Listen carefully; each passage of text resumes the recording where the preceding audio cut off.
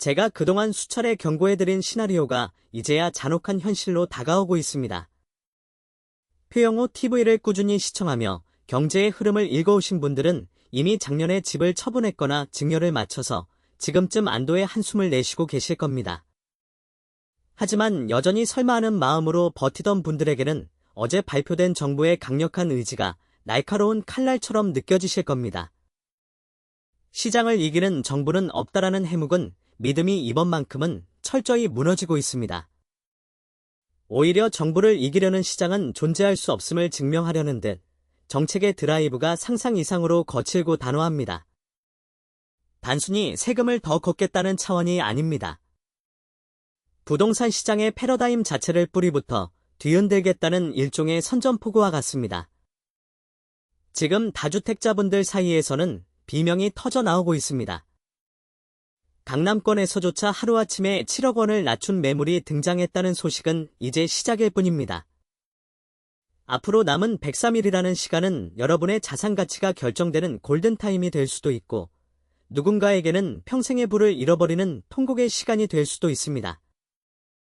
오늘 이 영상에서는 왜 이번 5월 9일이 단순한 마감 기한이 아닌지 그리고 여러분이 이 혼돈 속에서 어떻게 자산을 지켜내고 오히려 기회를 잡을 수 있는지 그 냉혹한 전략을 가감없이 공개하겠습니다.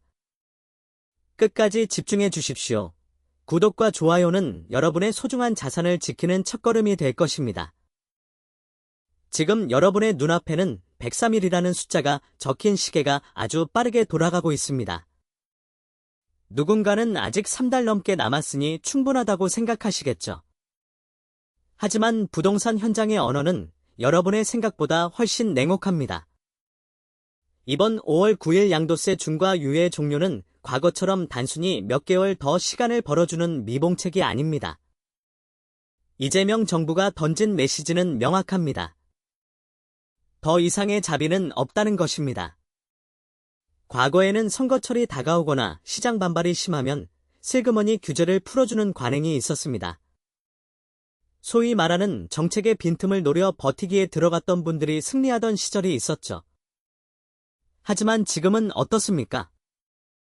정부는 시장의 기대를 비웃기라도 하듯 오히려 더 강한 정책 드라이브를 걸고 있습니다. 정책과 반대로 움직이는 시장을 그대로 두지 않겠다는 의지, 즉 시장을 이기는 정부를 보여주겠다는 도끼가 서려 있습니다. 여기서 우리가 직면한 가장 큰 문제는 시간의 물리적 한계입니다. 제가 늘 강조드리지만 부동산 거래는 편의점에서 물건 사듯 오늘 결정하고 오늘 끝낼 수 있는 게 아닙니다. 매수자를 찾고 가격을 협상하고 잔금을 치르고 마지막 명의 이전까지 마치는데 보통 얼마의 시간이 걸립니까? 최소 3개월은 잡아야 하는 게 상식입니다. 그런데 지금 103일 남았습니다. 사실상 오늘 당장 매물을 내놓지 않으면 5월 9일이라는 데드라인 안에 성사시키는 것은 불가능에 가깝습니다. 특히 이번에는 잔금 처리가 아니라 매매계약서 작성 시점을 기준으로 국무회의 논의가 오가고 있다는 점을 주목해야 합니다. 이것은 뒤집어 생각하면 그만큼 상황이 급박하다는 반증입니다. 정부조차도 시장에 매물이 쏟아질 것을 예상하고 최소한의 숨통을 열어주는 척하지만 결국 그 좁은 문을 통과할 수 있는 사람은 극소수에 불과할 것입니다. 발등에 불이 떨어진 다주택자분들은 이제야 깨닫고 계실 겁니다. 그동안 부동산 카페나 단톡방에서 떠돌던 버티면 이긴다라는 감언이설이 얼마나 무책임한 조언이었는지를 말입니다. 자산 관리에서 가장 위험한 태도는 희망 회로를 돌리며 현실을 부정하는 것입니다. 지금은 감정을 섞을 때가 아닙니다. 냉정한 숫자로 계산하고 행동해야 할 때입니다. 과연 여러분의 자산이 이 거대한 정책의 파도를 버텨낼 만큼 견고합니까? 아니면 무너지는 둑을 손바닥으로 막고 있는 것은 아닙니까?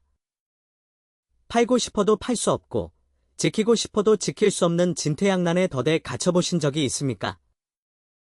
지금 대한민국 다주택자들의 현실이 정확히 이렇습니다. 정부가 양도세 중과라는 채찍을 휘두르며 매물을 내놓으라고 압박하고 있지만 정작 시장의 한쪽에서는 토지거래허가제와 임대차법이라는 거대한 쇠사슬이 이들의 발목을 단단히 묶어놓고 있습니다. 이것은 단순한 정책의 충돌이 아니라 소유주들에게는 생존이 걸린 잔혹한 블랙 코미디입니다. 특히 서울 전 지역과 경기도 주요 거점이 토지거래 허가 구역으로 묶여 있다는 사실을 직시해야 합니다. 여기서 집을 팔려면 매수자가 실거주를 해야만 허가가 나옵니다.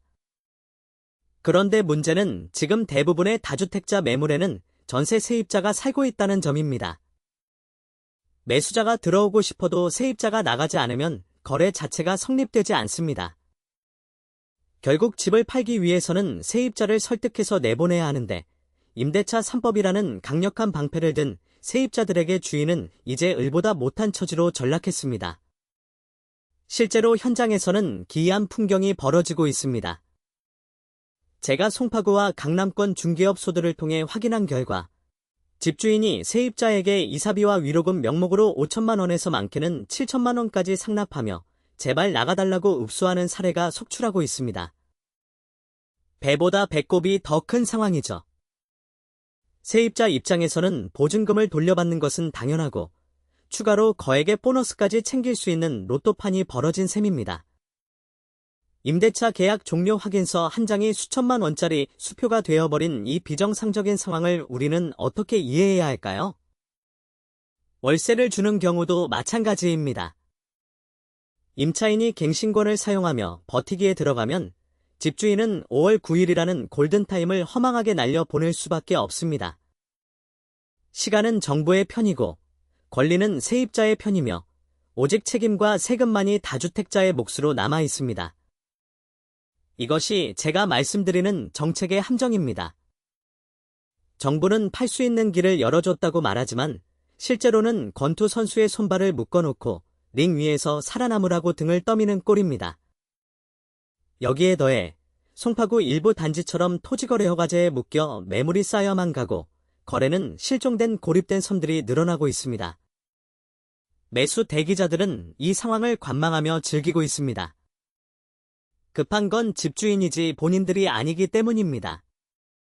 결국 집주인은 세입자에게 뒷돈을 줘서 내보내고 다시 매수자에게는 수억 원을 깎아줘야 하는 이중고에 시달리게 됩니다. 여러분, 이것이 과연 정상적인 시장입니까? 아니면 다주택자를 향한 정교하게 설계된 사회적 형벌입니까? 이제는 인정해야 합니다. 부동산으로 돈을 벌던 시대의 문법은 완전히 파괴되었습니다. 투자의 본질은 수익입니다. 하지만 지금 대한민국의 부동산은 투자라는 이름의 허울을 쓴 채 국가와 강제 동업을 하는 기이한 구조로 변질되었습니다. 여러분이 밤잠 설쳐가며 분석하고 대출 이자를 견디며 지켜온 그 아파트의 진짜 주인은 누구일까요? 등기부등본에 적힌 여러분의 이름일까요? 아니면 아무런 리스크도 지지 않고 이익의 사자불량을 가져가는 국가일까요? 이제 냉정하게 계산기를 두드려봐야 할 시간입니다. 제가 여러분께 제시하는 공식을 기억하십시오. 이른바 82.5%의 징벌적 동업 공식입니다. 과거에는 집값이 1억 원 오르면 세금 좀 내고도 내 손에 7천만 원은 남았습니다. 자식 교육비로 쓰고 노후 자금으로 보탤 수 있는 실질적인 자산이었죠. 하지만 양도세 중과가 부활한 지금은 어떻습니까? 똑같이 1억 원을 남겨도 기본세율에 중과세율 20에서 30%가 더해지면 세금만 8천만 원에 육박합니다. 여기에 지방소득세까지 더하면 사실상 국가가 여러분의 수익 80% 이상을 가져가는 최대 주주가 됩니다. 나머지 2천만 원이 온전한 여러분의 몫일까요? 천만의 말씀입니다. 그동안 냈던 취득세, 매달 나가는 대출이자, 재산세와 종합부동산세, 그리고 집을 수리하고 관리하는 비용까지 빼고 나면 여러분의 수익률은 마이너스로 곤두박질 칩니다. 이것은 투자가 아니라 자선 사업입니다. 위험은 내가 다 감수하는데 열매는 국가가 따먹는 이 구조에서 과연 누가 갭 투자를 하겠습니까? 투자자들은 바보가 아닙니다. 수익률이 국고채 금리보다도 못한 상황에서 굳이 무거운 부동산을 들고 있을 이유가 사라진 것입니다. 결국 수요는 얼어붙을 수밖에 없습니다. 세금을 떼고 나면 남는 게 없는데 누가 위험을 무릅쓰고 전세를 끼고 집을 사겠습니까? 수요가 사라지면 가격 방어선은 무너집니다. 지금 다주택자들이 느끼는 공포는 단순히 세금을 많이 내는 것에 대한 거부감이 아닙니다. 내가 가진 자산이 현금 창출 능력을 상실한 채 오로지 세금을 빨아먹는 블랙홀이 되었다는 사실에 대한 공포입니다. 기억하십시오. 수익의 82.5%를 가져가는 파트너와는 절대로 사업을 해서는 안 됩니다.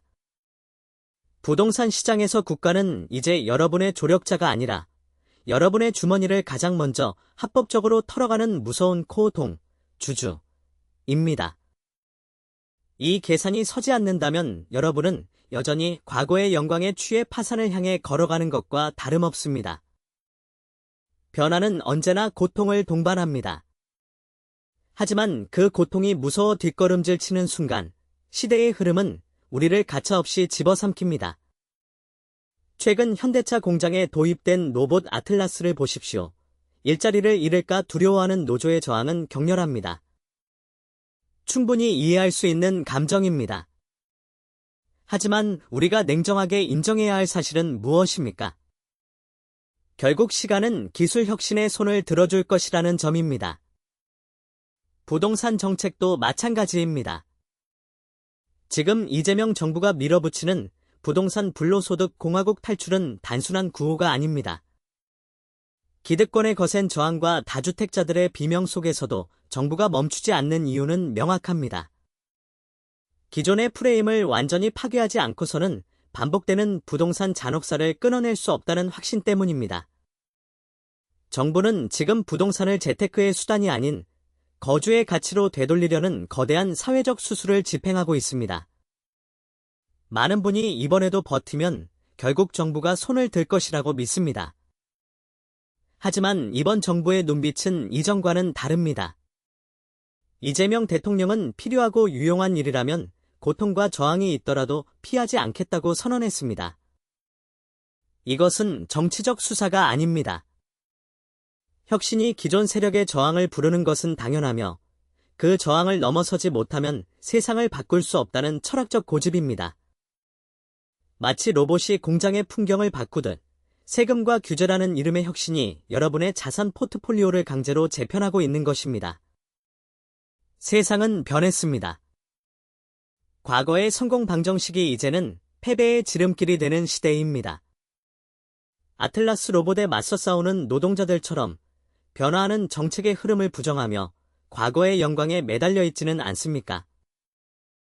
혁신의 파도가 밀려올 때 그 위에 올라타는 사람만이 생존합니다. 파도에 맞서 맨몸으로 버티는 것은 용기가 아니라 만용일 뿐입니다. 정부의 철학을 비난하기 전에 그 철학이 시장에 가져올 파괴적인 결과를 먼저 읽어내야 합니다. 저항은 짧고 고통은 길 것입니다. 하지만 그 고통의 끝에서 부동산 시장의 질서는 완전히 재편될 것입니다. 지금 여러분이 느끼는 이 압박감은 단순한 규제가 아닙니다. 시대를 역행하는 자산 구조를 가진 이들에게 던지는 마지막 경고장입니다. 혁신의 손길은 이미 여러분의 안방까지 들어와 있습니다. 대한민국 부동산의 상징이자 최후의 보루라고 불리는 강남. 그 견고하던 성벽에 균열이 생기기 시작했습니다. 여러분, 정보력이 가장 빠르고 자금력이 풍부한 강남의 자산가들이 왜 지금 앞다투어 탈출 버튼을 누르고 있다고 생각하십니까? 그들이 단순히 겁이 많아서일까요? 아닙니다. 그들은 시장의 공포가 실체화되기 전에 가장 먼저 움직이는 포식자들이기 때문입니다. 최근 강남 지역 중개업소와 직접 통화를 해보니 현장의 분위기는 그야말로 초비상 상태입니다. 심지어 강남의 핵심 입지에서조차 기존 시세보다 무려 7억 원이나 몸값을 낮춘 매물이 등장했습니다. 7억 원입니다. 누군가에게는 평생을 모아도 만져보기 힘든 거금이 단 하룻밤 사이에 호가에서 잘려나갔습니다. 집주인은 왜 이런 극단적인 선택을 했을까요? 이유는 명확합니다. 수억 원의 세금을 국가에 헌납하느니 차라리 매수자에게 그만큼의 이익을 넘겨주고서라도 확실한 탈출구를 찾겠다는 계산입니다. 이것은 단순히 한두 채의 급매물이 아닙니다. 강남권 다주택자들 사이에서는 이미 각자 도생의 심리가 팽배해 있습니다. 제가 만난 한 은퇴자분은 강남에 집 2채를 보유하고 계시지만 지금은 잠을 이루지 못한다고 토로하셨습니다. 소득이 끊긴 상태에서 매달 나가는 보유세와 건강보험료, 여기에 종부세 폭탄까지 더해지면 노후 삶 자체가 무너질 위기이기 때문입니다. 자산은 수십억인데 수중에 쓸 현금이 없어 고통받는 이른바 하우스 푸어의 비극이 강남 한복판에서 벌어지고 있는 것입니다. 강남이 무너지면 그 다음은 어디일까요? 마용성, 그리고 경기도 외곽 지역은 말할 것도 없습니다.